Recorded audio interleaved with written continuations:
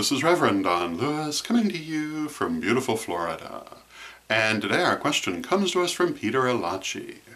And Peter writes to say that science generally avoids studying anything that is paranormal. However, Peter wonders if there might be scientific evidence of things such as reincarnation and life after death in general, strong enough to convince even skeptics.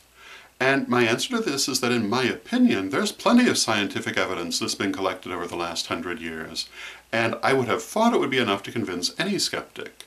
Many of the people who have studied this have come from very respectable backgrounds. Sometimes they've been highly respected before they studied it. But always it's rejected, and I think the reason is that the scientific establishment simply cannot accept it because it violates their pre-existing beliefs. And although they generally would say that that's not how they operate, I think that if you look at their history, it is very much how they operate. And therefore I don't know that there'll ever be evidence they can accept, not because there's no evidence, but because they cannot accept it.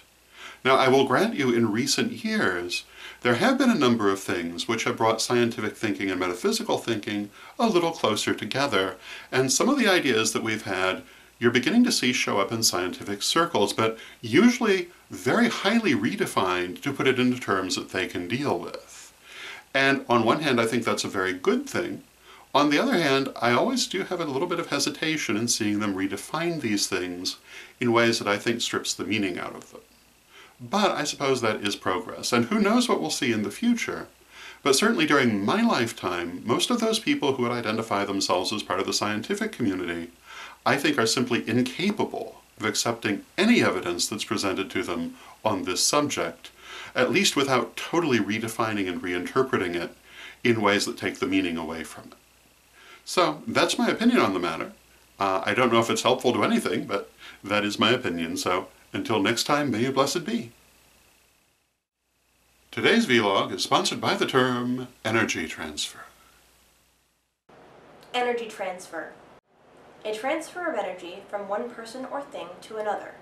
The transferring of energy is used in many ways, including healing, blessing, and channeling. Energy transfer is a powerful tool for transformation and teaching. Because everything that exists is composed of energy, energy can be transferred between any two things that exist, in one direction or the other.